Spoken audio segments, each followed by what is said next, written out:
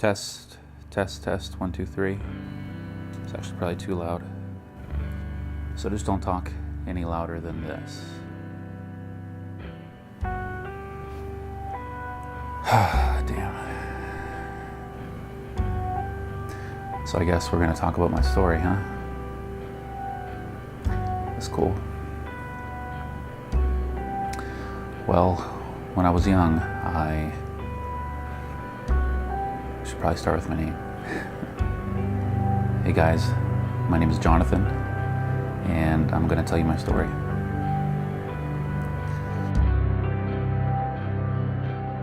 I was always a ambitious kid. I always had ideas, and I was never shy about telling people what my ideas were. I can remember one time I was like 6 years old, and we were at a restaurant, and I saw these two ladies smoking, and I went right up to their table, and I said, you know, smoking's bad. You know, smoking will kill you. You should stop smoking. And they obviously didn't react very well to that, but I don't know why, but I always felt like it was important to help people. And even if that help didn't always come across the right way, you know, so I started doing things like going to community college classes while I was still in high school, and eventually was able to get my high school diploma and my associate's degree around the same time, so I could cut off a little bit of time for college.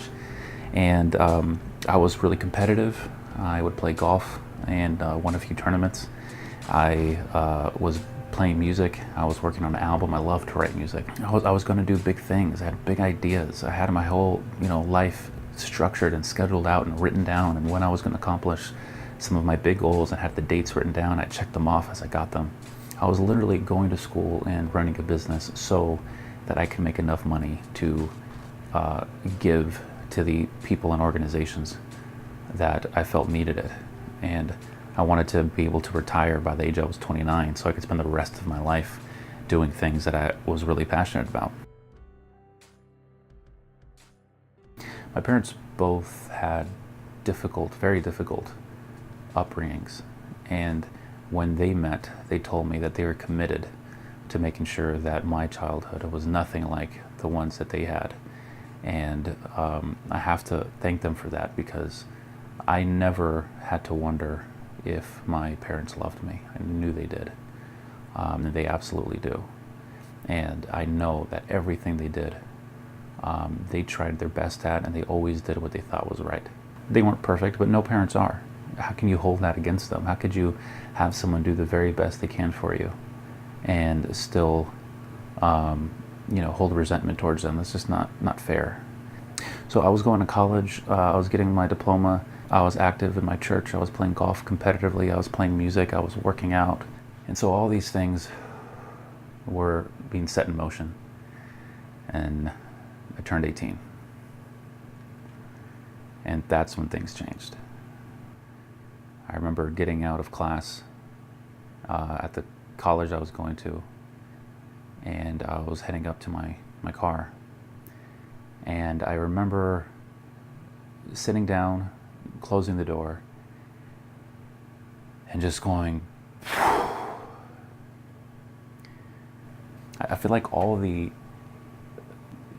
things, all the pressures, all the stress, all the negativity that I was just holding back, that I was just, pushing down, just all came out at once. And I remember feeling exhausted, and I didn't know why. And I remember it was tripping me out so much that I called the doctor. And I basically just told him, I'm feeling extremely tired out of nowhere. Like, I don't typically feel like this. I'm a very energetic person, and I do a lot of things, and I never feel like this. This was a time when I was eating healthy. I was in amazing shape. I was 18 years old, about 5'10", 5'11", 175 pounds, and I looked good. Like, I was in the best shape of my life. And so to feel this exhausted was very abnormal. And the doctor basically just told me, oh, well, what, do you have like finals coming up or something? I'm like, well, yeah, I guess. And they said, oh, well, you're probably just stressed, and don't worry about it. Just get some rest. You'll be fine. And I thought, okay, well, that must be it. I'm sure I'll be fine. And, the days went by and the weeks went by, and I wasn't getting over it.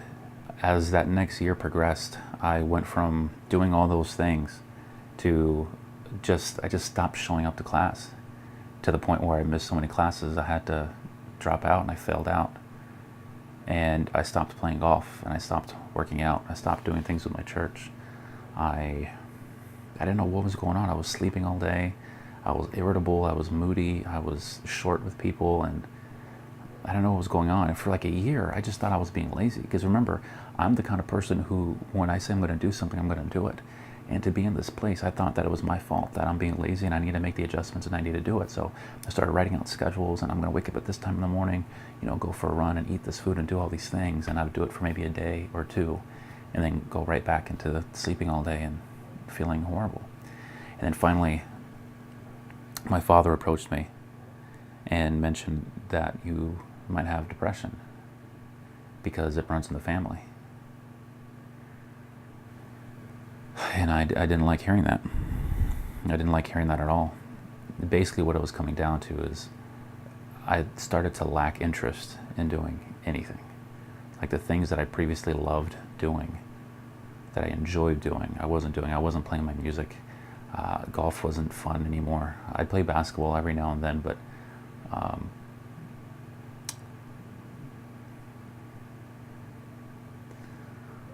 I just wasn't enjoying life. I didn't care for it, and I just wondered why everything was so difficult.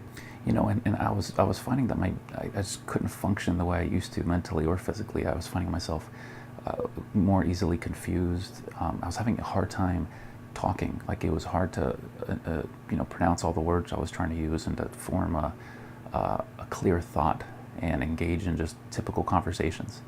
I remember one point when it really hit me, when I was trying to do some math homework, and I got through like 4 or 5 questions, and my brain just started to hurt, and I can't keep doing this. This is painful.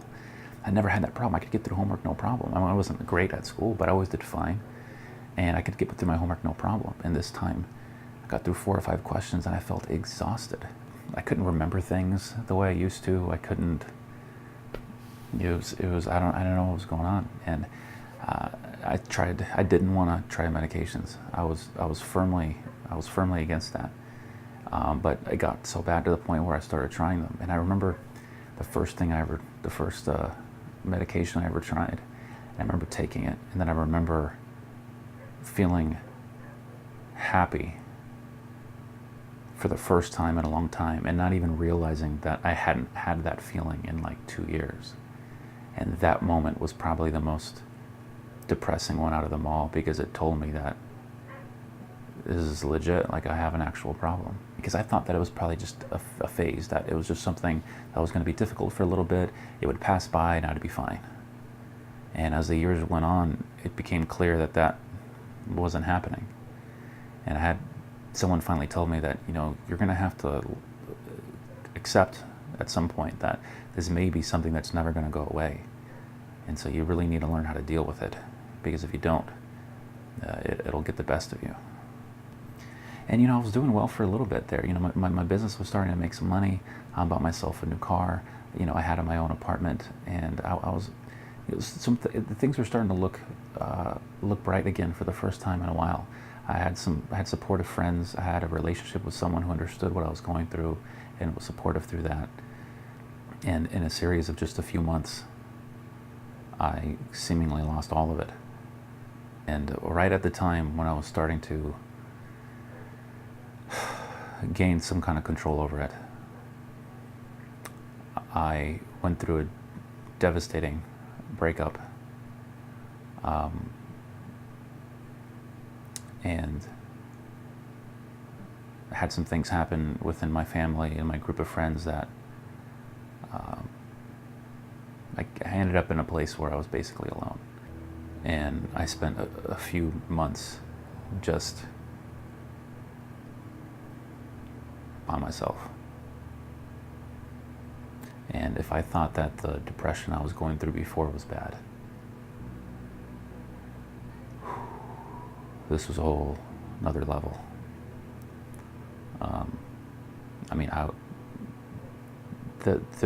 There was no life left in me at that point.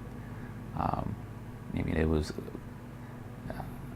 a total Walking Dead situation where I would just go do the things I had to do and come home and just sleep, or just allow the TV to be on and shut my brain off. And yeah, I was getting to the point where I was starting to gain a lot of weight. Where I went from about 180 pounds when I was 18 to closer to 230 pounds shortly after I moved out, and to the point where last year I hit 283 pounds.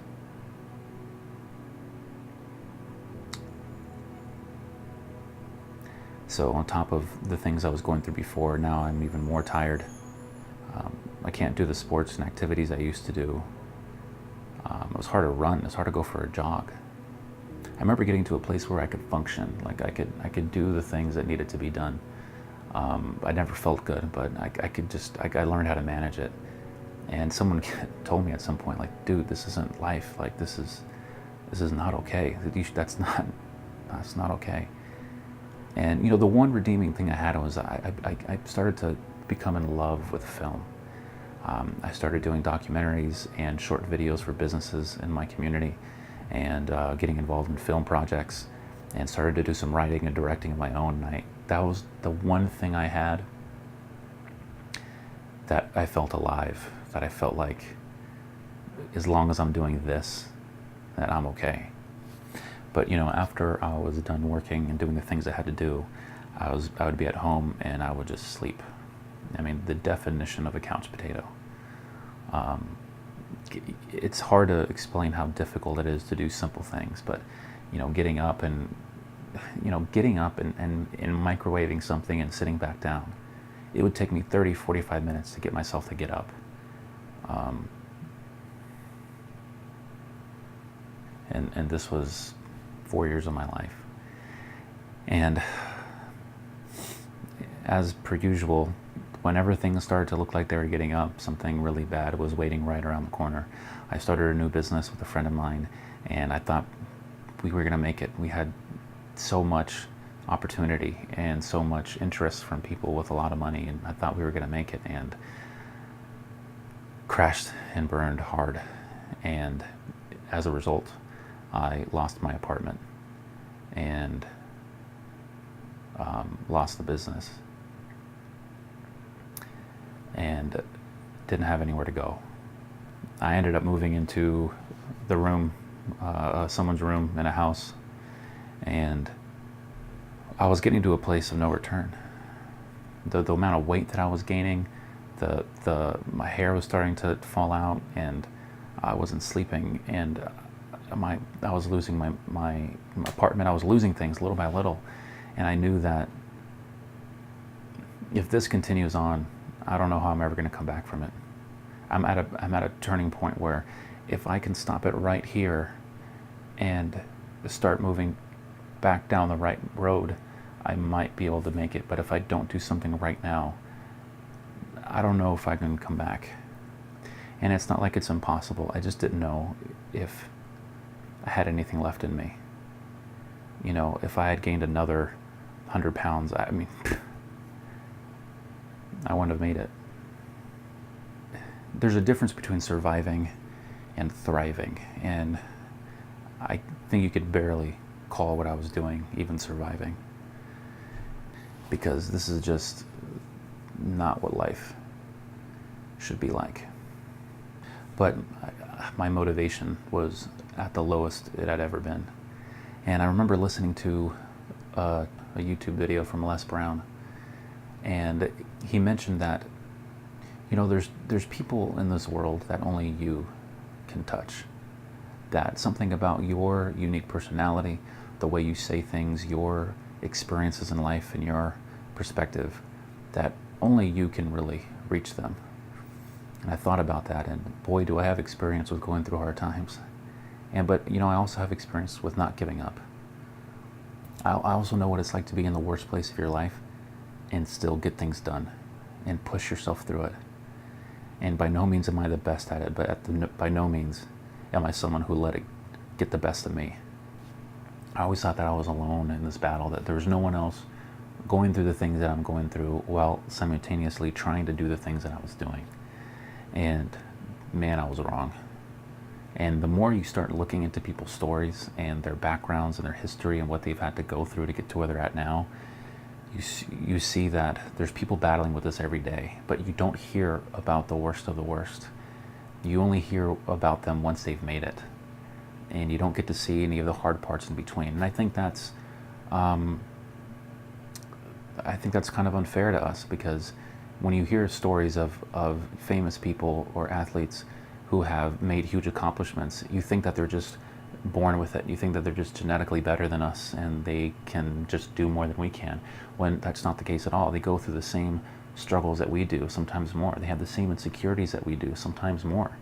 But they are just relentless in their pursuit of perfection, or in just being at a place where they can be fully proud of themselves. And so I thought, if I want to be someone who inspires people and who helps them accomplish their dreams and helps them become the best version of themselves that they can be, why not show them the hard part? Why not show you what it's like to be at rock bottom and come back?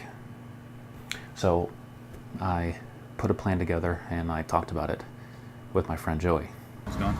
So I just wanted to ask, you just were talking about some benchmarks that you need to hit in order to release your videos in your YouTube channel, and share what those are, and then tell me, why are you afraid? What's the fear of releasing them as well? So what I've decided is the highest weight I got to was 283, which is really disappointing that I got to that degree, but I've lost 20 pounds about 2 or 3 times, and I got down to close to 260. And I think I got to like 259 point something once, and I've never gotten below that. I keep gaining all the way back and then getting back to 260 over and over again. And so I think my fear about this channel is, if I don't want to post all these negative videos of me being fat and broke and sad and depressed, and never make the progress that I need to make, and have myself on the internet just looking like crap and never having made any progress. That'll be really disappointing and embarrassing. And so I think I'm going to commit myself to posting the videos when I get myself underneath that threshold I've been having a hard time with. So my plan is, when I get to 257, I'm going to make my first kind of a little mini documentary video to get the channel started. And if I get to 253, I'll release all of these videos that I've been making. And I think that way I've lost 30 pounds by then, and so I'll be a third of the way to my goal, and it'll show that I'm making enough progress to give me the confidence that I can keep it going, and hopefully I'll get some inspiration from the people who watch it that will keep me going beyond that as well. So it's kind of tough putting yourself out there like that when you're that exposed and showing yourself at your worst moments, but the only way that's okay is if it's worth it. If it's worth it for myself in my own life, and if it's worth it for the people who are watching it, to see that, when you hear the stories of people who've made it, it's not these overnight successes. It's these really long, drawn out, painful, miserable processes that pay off really, really well at the end and make you stronger because you went through them. So I just want to document that process, and if it makes a difference in anyone who sees it, then it'll be worth it. So give it a try. So you're gonna make it to 253? Yeah. Why not? Awesome. It's time. It's time at this point. I've been wasting my time. It's been 4 years of me battling with this and saying I'm going to make a difference. And I'm 26, going on 27, and I feel like I'm getting really old. And I feel that way because I've spent so much time in my 20s not really doing anything. And it's about time. I either got to do it now or just accept that I'm never going to do it at all. So I just got to freaking do it. Good. I knew you were going to do it. I just wanted to make sure you did. I appreciate it. I appreciate you helping me stay accountable. You want people to see you too? That's all right. Okay. This one's about you. All right, fine. Yeah, I won't put myself out. But all yeah, right, over and out. So yeah, we'll make it work. Awesome. The journey of 1,000 miles starts with a single step, and that's what I'm doing here. So I thought, if I'm going to take the first step in a 1,000-mile journey, why not make 1,000 videos to show that journey? And that's what this is. And I took that first video on my last day at my apartment, which was one of the worst days of my life. I'm going on this 1,000-mile journey so that I can be at a healthy weight again, so I can be proud of how I look when I look in the mirror, so I can someday become a wonderful husband and a father and a homeowner and do all the big things and the big dreams that I've had since I was really young. And I'm determined to get there. And if you have any dreams like that too, let's do it together, because it's possible. And it's about time that we start making it happen.